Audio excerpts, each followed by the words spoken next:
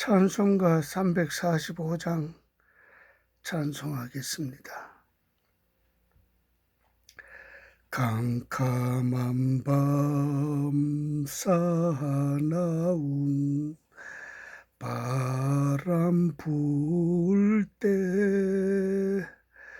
만경창파 망망한 바다에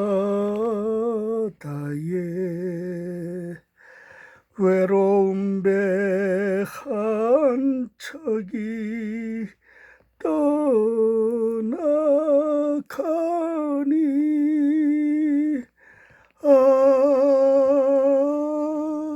위태하구나 위태하구나. 비바람이 무섭게 몰아치고 그 성난물 큰 파도 일 때에 저 배사공 어쩔 줄 몰라 하니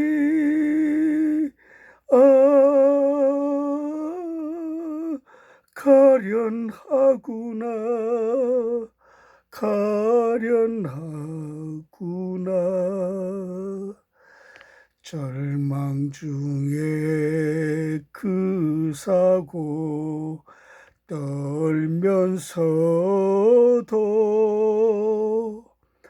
한 줄기의 밝은 빛 보고서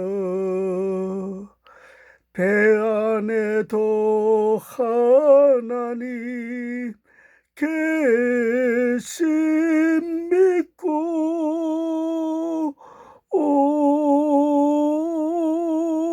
기도 올린다 기도 올린다. 아버지여 이제인 굽어보사 성남풍랑 점잖게 하시고 이 불쌍한 인생을 살리소서.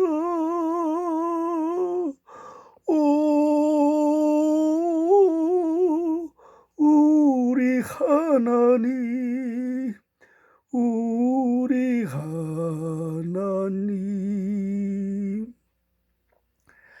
모진 바람 또 험하 큰 물결이 제 아무리 성내어 덮쳐도 권능의 손 그너를 저으시니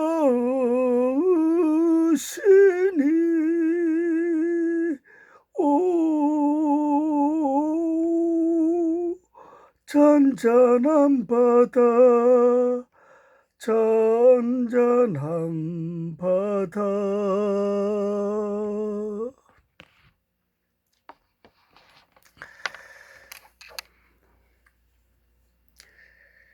제가 찬송을 엄청 못하는데도 이렇게 찬송을 고집하는 것은 하나님께 올린 이 시간을 그래도 찬송으로 문을 열어야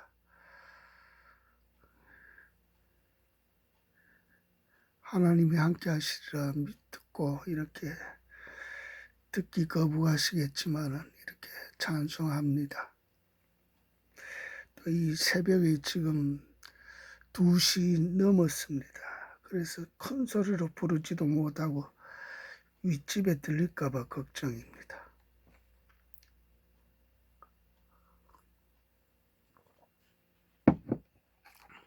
오늘 제목의 말씀은 믿음의 싸움꾼 다윗, 이렇게 정했습니다. 본문은 사무엘상 17장 8절에서 47절, 거의 17장 전체를 보는데 시간이 걸리니까 이렇게 8절 중간중간 이렇게 봐가면서 강해식이라고 해야 될까, 그렇게 말씀 증거하겠습니다. 17장 8절에 그가 서서 이스라엘 군대를 향하여 외쳐 이르되 너희가 어찌하여 나와서 진열을 벌였느냐. 나는 블레셋 사람이 아니며 너희는 사울의 신복이 아니냐. 너희는 한 사람을 택하여 내게로 내려보내라. 9절에 그가 나와 싸워서 나를 죽이면 우리가 너희 종이 되겠고 만일 내가 이겨 그를 죽이면 너희가 우리의 종이 되어 우리를 삼킬 것이니라.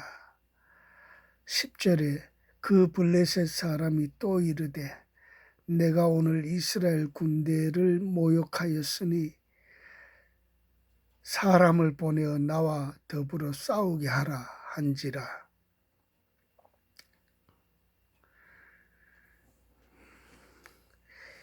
이 키 큰 골리앗 장수는 블레셋의 전략 전술입니다. 군대와 군대가 이제 단체로 싸우면은 아무리 잘 싸워도 이긴 쪽의 피해도 진 쪽보다는 적겠지만은 상당수의 장수와 사병들을 잃게 되어 있습니다. 단체전에서는 이 키 큰 것이 오히려 화살의 표적이 되기도 쉽고 큰 의미가 별로 없습니다. 그러므로 저들은 자기 군대에 피해가 하나도 없는 1인 전쟁을 제안해온 것입니다. 왜 골리앗만큼 큰 장수는 이스라엘 진영에 없다는 것을 알았기 때문에, 또 1인 싸움에 칼이나 창, 단창 정도의 무기이지 활이 있다 하나 방패를 든 자가 앞에 서 있고, 그러니 칼, 창, 단창 정도인데 활은 근접전에서는 무용지물이니 거의 이겨놓은 싸움이나 마찬가지입니다. 사울의 말대로 어려서부터 장수인데 너는 전쟁 경험도 없는 어린 소년에 불과한데 안 된다고 이제 사울이 말렸습니다. 어려서부터 장수인 걸 이스라엘 진영에서도 알았다는 것은 단순히 키만 크고 힘만 센 정도가 아니고 기술도 쓸 줄 안다는 뜻입니다. 소문이 이제 요즘으로 말하면 정보인데 이스라엘에도 아브넬과도 같은 장수는 있지만은 적을 상대로 싸울 의지를 찾을 수 없고 객관적으로 보기에도 상대가 안 될 거인이었습니다. 요즘에 최근에 인터넷상에 이제 골리앗의 해골이 떠도는데 크기가 어마어마한 크기입니다. 거기에 이마에 구멍이 나 있으니 다윗의 물맷돌에 맞아 난 구멍이라고 추정됩니다. 그러니 사울도 아브넬도 부하 장수를 이제 독촉할 수 없는 노릇입니다. 객관적 열쇠가 분명하니 내어 보냈다가 치면 모든 걸 다 내어 주어야 하는데 쉽게 결정할 수가 없으니 다윗이 나타나기까지는 40여일이나 이렇게 이스라엘 군대와 블레셋 군대가 대치했습니다. 오늘 내가 이스라엘 군대를 모욕했으니 이래도 나올 사람이 없느냐? 모욕한 것은 이스라엘 군대를 있게 한 하나님에 대한 모욕이었습니다. 하나님도 이 모욕을 들으신 것입니다. 이거는 하나님께 대한 도전인 셈이죠. 결코 온전할 수가 없는 것입니다. 그래서 하나님의 키 크고 힘센 장수를 찾으신 것이 아니라 이 싸움은 하나님이 싸우신다는 징표로 오히려 작고 용모가 붉고 아름다운 미소년을 찾아서 내보내신 것입니다. 이스라엘 사람들이 이르되 너희가 이 올라온 사람을 보았느냐? 참으로 이스라엘을 모욕하러 왔도다. 그를 죽이는 사람은 왕이 많은 재물로 부하게 하고 그의 딸을 그에게 주고 그 아버지의 집을 이스라엘 중에서 세금을 면제하게 하시리라. 25절에 이렇게 되어 있죠.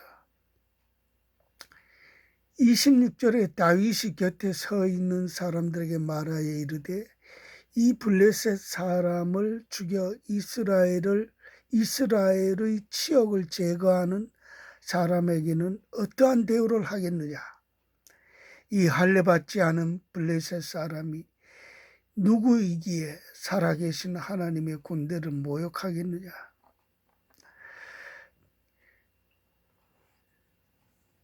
이제 다윗은 자기의 신분 상승에 이 1인 전쟁의 좋은 기회로 삼으려는 생각도 있었습니다. 때문에 군인들 사이로 비집고 이제 다니면서 싸울 뜻이 있음을 이제 비친 것이죠. 이제 분노 내지는 신분 상승의 기회로 삼았습니다.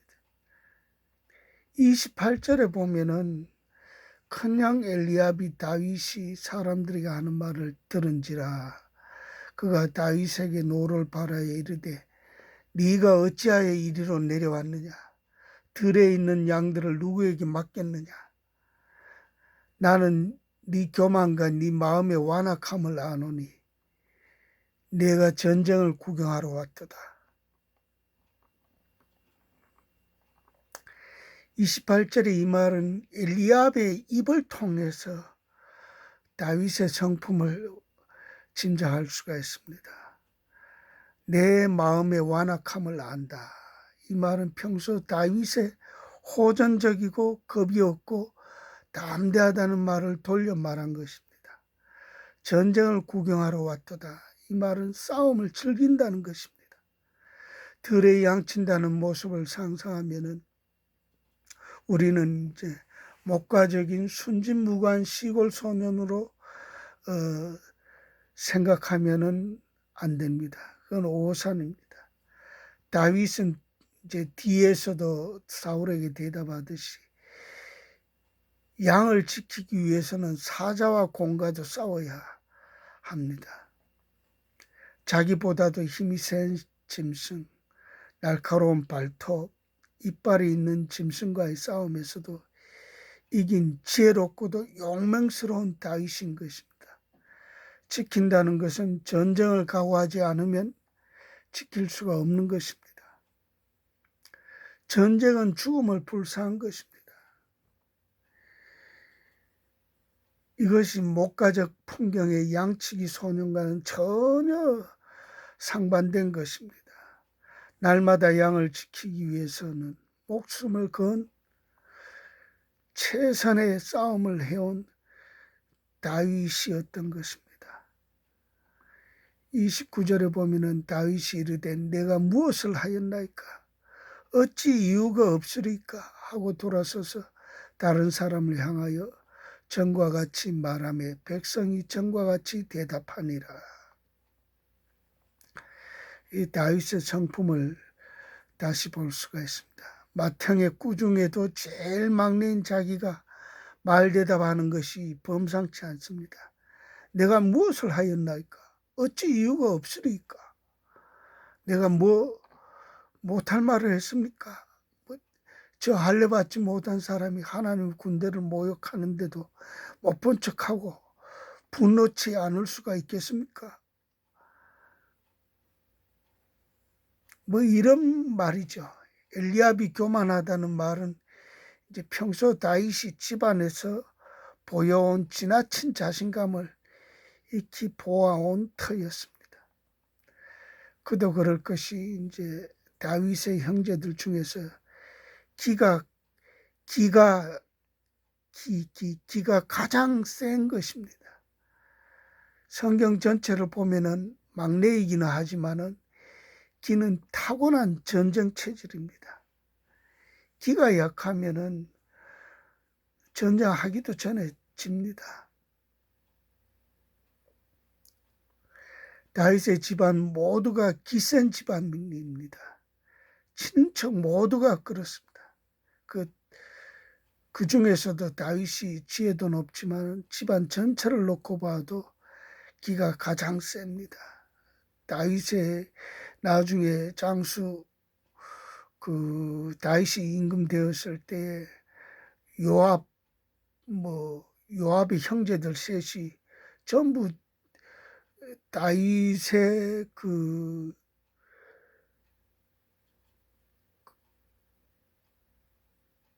여동생의 자녀들인가 그렇죠. 그러니까 이게 다윗의 집안이 기가 세다는 것은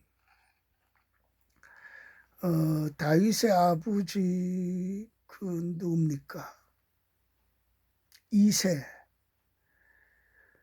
그 아버지도 그 위로 계속 올라가면 다윗은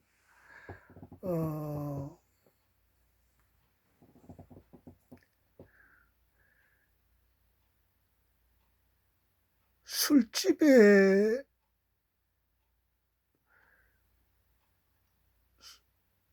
다윗의 족보 중에 술집이 할머니 중에 이제 이스라엘이 가나안 정탐을 할 때에 이스라엘의 12지파를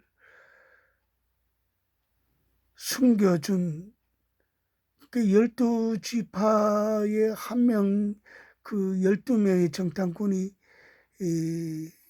가나안 땅에 들어갔을 때에 거기에 성에 여리고 성에 술집에 들어가서 이제 술을 마시면서 동정을 살피는 거죠. 그 술집의 여주인의 이름이 갑자기 생각 안 나네. 술집 여주인의 여주인이 다윗의 조상이 되었습니다. 그러니까 술집에 일한다는 것은 남성들을 많이 상대를 하기 때문에 보통 기가 세가지고는 술집을 운영할 수가 없습니다. 지금 우리나라에든지 어디든지 가도 술집 여자들은 기가 세잖아요. 그렇지 않으면 술집에서 돈을 벌 수가 없어요. 깡패 같은 사람들, 엄한 사람들이 다 오잖아요. 거기서 버텨낸 사람인데, 그리고 그 피를 받은 다윗이니까 이 다윗의 집안이 다 기가 다 세요. 그러니까 싸우면은 기가 세야 이기기 때문에 기본으로 갖춰야 되는 것이 기가 세야 됩니다. 이 생각이 여기 내가 준비할 때도 요거는 생각을 안 했는데 갑자기 떠올라서 지금 이렇게 합니다.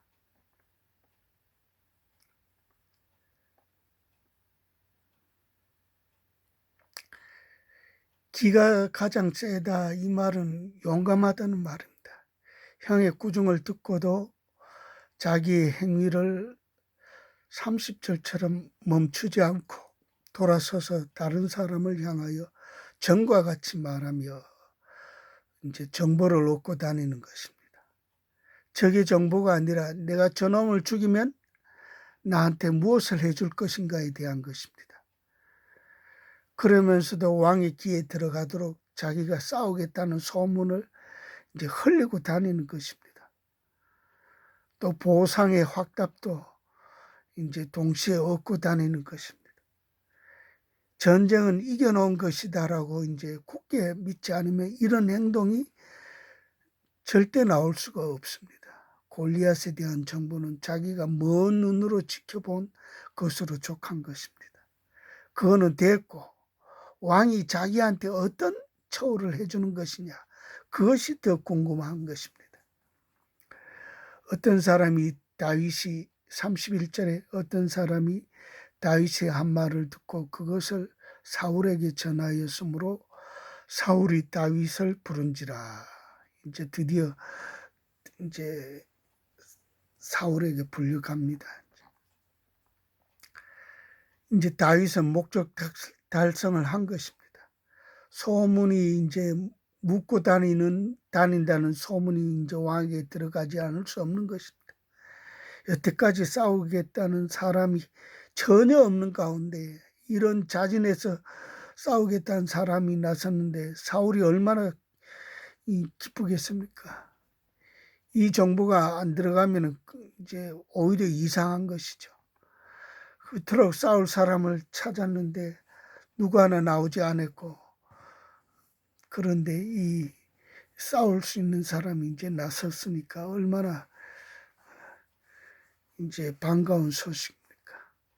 32절에 다윗이 사울에게 말하되 그로 말미암아 사람이 낙담하지 말 것이라. 이 말하는 것 보소 얼마나 대담합니까? 주의 종이 가서 저 블레셋 사람과 싸우리이다 하니, 이 다윗의 긍정적이고 이 적극성을 볼 수가 있습니다. 낙담하지 말라. 내가 자신 있다.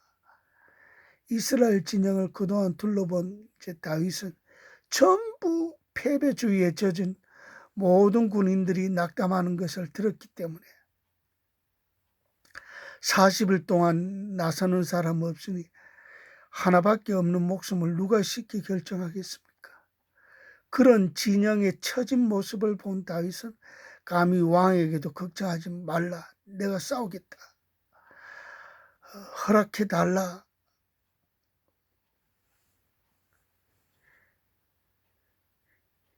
객관적인 것만 보고 왕은 내보내지 않을까봐 그게 걱정인 것입니다.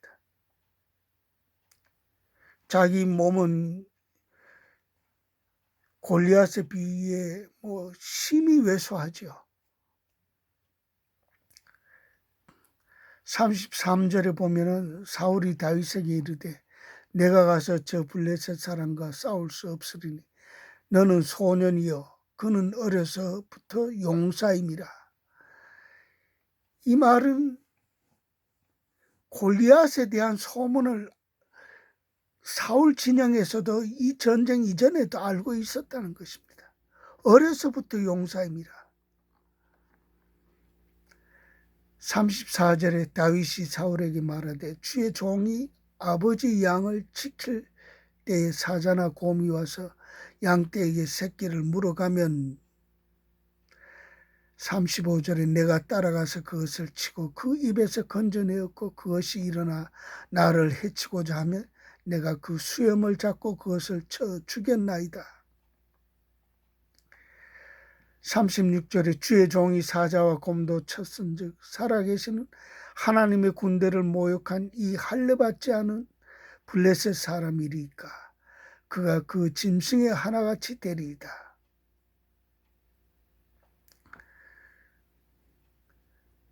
나는 사자보다 이게 사람보다 센 사자, 곰과도 싸워서 또 이겼습니다. 사자나 곰. 내가 더 화가 나는 것은 이 비하나님의 백성이 할례받는 하나님의 군대를 모욕한 것은 내 더 두고 볼 수 없습니다. 이거는 싸워보나 마나 이긴 싸움입니다. 이긴 싸움이 이제 내 패에 들려졌다. 이런 다윗은 확신한 거죠.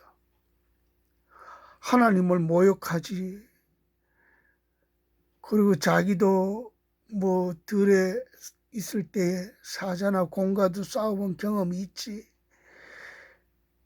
저 키가 큰 단들 어떻게 싸우겠다는 그런 마음의 각오가 있죠. 그러니까 하나님의 군대를 모욕했으니 여기서 이제 확신을 얻은 것입니다. 37절에 보면은 또 다윗이 이르되 여호와께서 나를 사자의 발톱과 곰의 발톱에서 건져내셨은즉 나를 블레셋 사람의 손에서도 건져내시리이다. 사울이 다윗에게 이르되 가라 여호와께서 너와 함께 계시기를 원하노라. 뭐 썩 다윗은 내키지도 않죠. 뭐 저 조그만 싸울 사람이 없으니까 그라도 내 보내야 되지 않겠나 이런 생각을 한 거죠. 그러나 이제 사자와 곰과도 싸웠다고 하니 믿어보는 수밖에. 이제 다윗은 지금까지 자기와 함께 하셨던 하나님을 전적으로 신뢰하고 있는 것입니다.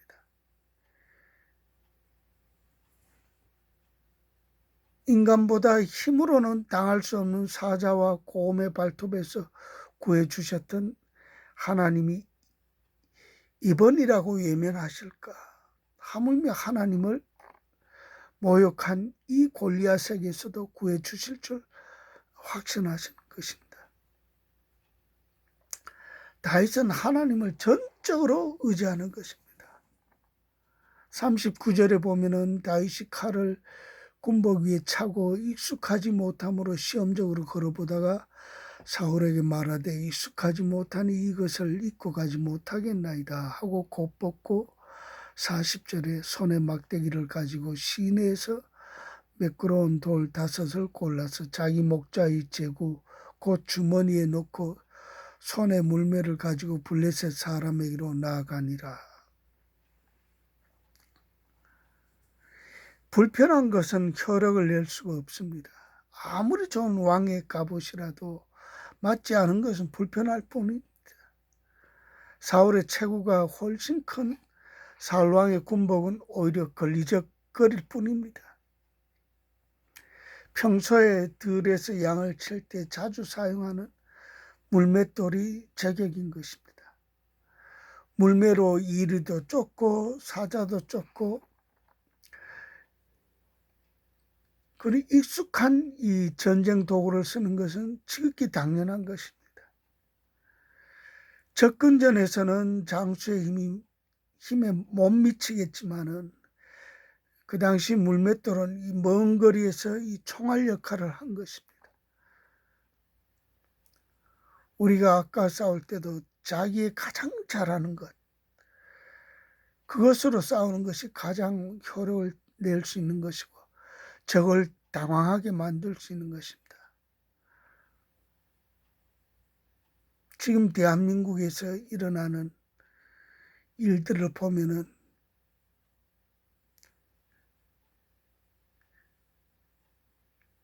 전부가 부정이고 부패한 것을 그냥 뭐 내놓고 하고 있습니다. 지금 부정선거를 통계 수학자는 통계 수치로 또 현장 감시자는 핸드폰 카메라로 또 법 전공자는 법으로 또 밤을 새워 노숙하면서 투표함이나 전자개표기를 지키는 사람은 몸으로 또는 시위 집회에 참가함으로 여론전을 펼치는 이 상식을 가진 사람들, 또 목회자는 설교에서 언급함으로 언로가 막힌 이 시점에서 전 국민에게 알리는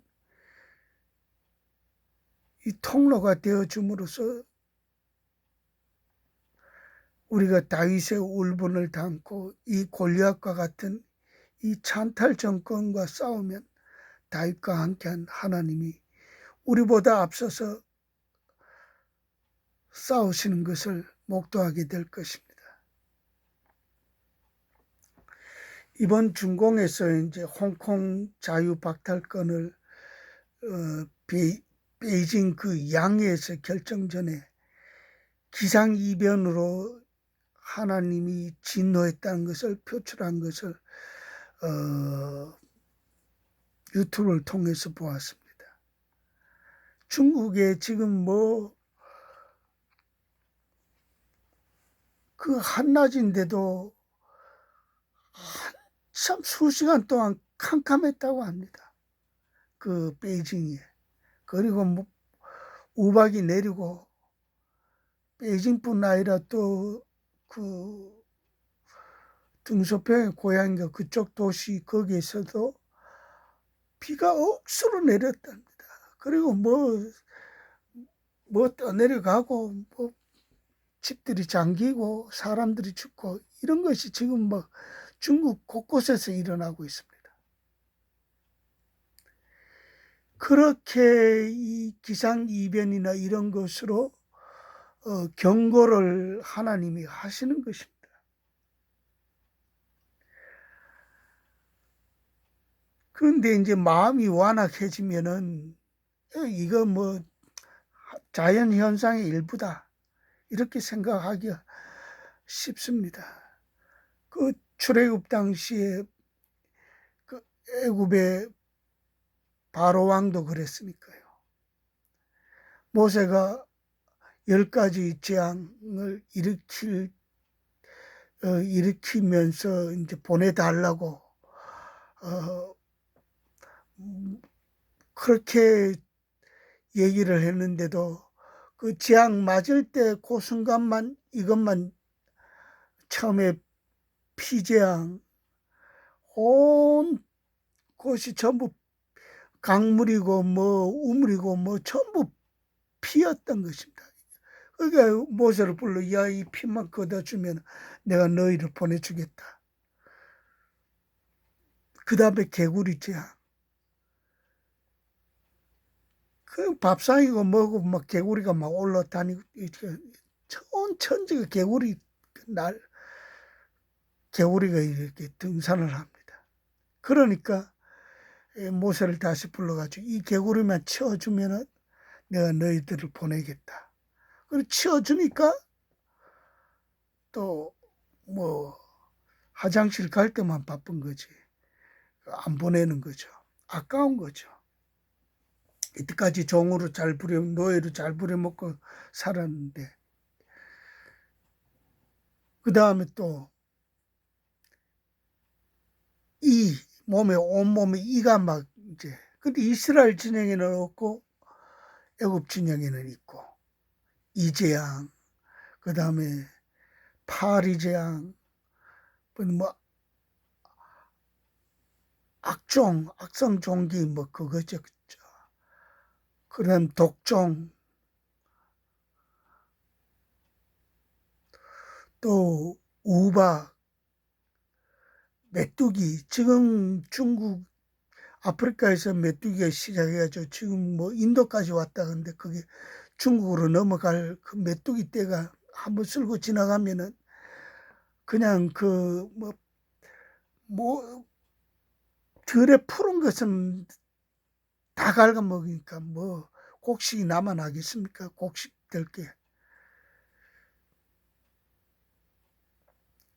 그것도 지금 중국을 지금 코앞에 두고 있습니다. 메뚜기. 그 다음에 어둠. 지금 중국에 그 베이징에 어둠이 있었다는 그 어둠과 같이 그 애굽 전역에 어둠이 있었다고 그랬습니다. 그래도 모세를 불러가지고 야, 이 어둠을 거두라. 그럼 내가 보내주겠다. 어둠을 거둬주니까 또 안 보내요.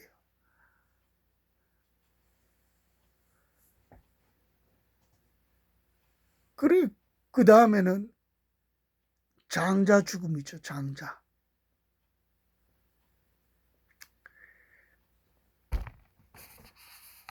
이스라엘의 장자들은 하나도 안 다치고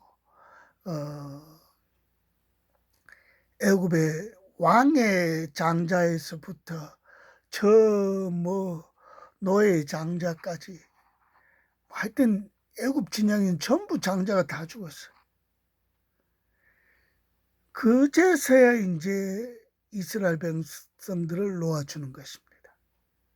그게 완악해지는 것입니다. 지금 중국의 시진핑이 꼭 그렇습니다.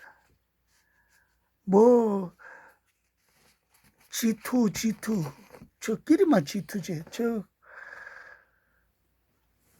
미국에 비길 만한 재력이 안 됩니다.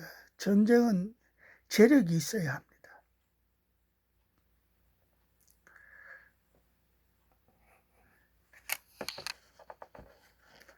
그리고 G2 머리가 기가 살아가지고 자기들도 거짓 정보를 흘리지만은 자기도 거짓 정보에 쏟고 있는 것입니다. 이 공산당들은 거짓을 빼면은 아무것도 없어요. 전부 거짓이에요.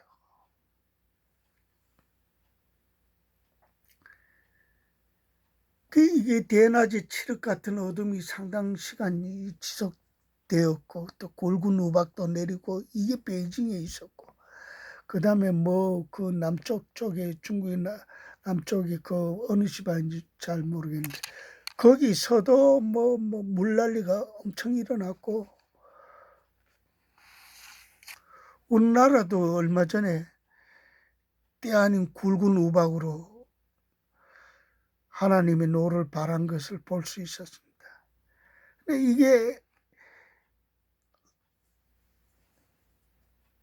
이 안테나가 이게 민감한 사람들은 이거 하나님의 경고 사인이다 이렇게 알아듣습니다. 옛날에는 다 왕들이 그 조선 시대고 뭐 어떤 시대 옛날에는 다 왕들이 뭐 가물거나 또는 뭐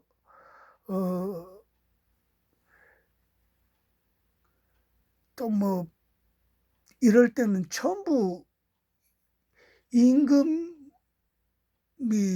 어질지 못해서 정치를 잘못해서 이런 일이 생겼다 이런 생각하는 것이 보통이었습니다.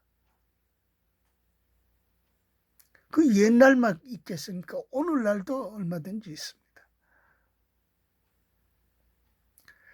전에 김대중 대통령 되고 난 다음에 70년 만에 가뭄이 들었어요.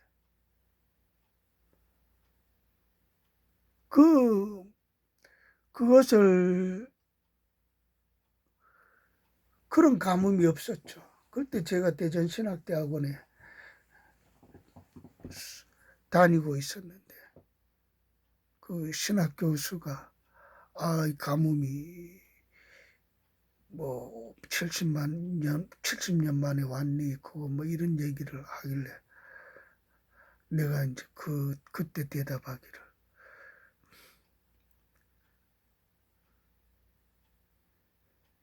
왕이 조선시대였고 이런 때 왕이 잘못하면 가뭄도 오고 뭐 이렇다 그래.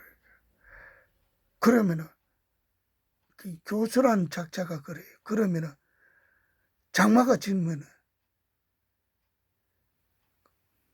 제가 막 이 버르장머리가 없죠.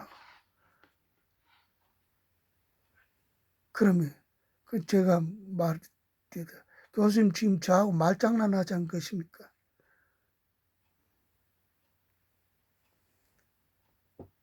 그 가뭄이 오고 감염이 오고 장마가 지고 이런 것은 다 그러니까 그 좌파적인 시각을 가지고 있으니까 뭐든지 이 정권에 대한 좌파 정권이 잡은 것에 대해서 그것을 방어하고 싶은 거죠. 나는 그걸 뚫고 들어가고 싶은 거고. 그래 뭐 학생들이 여기저기서 키득키득거리고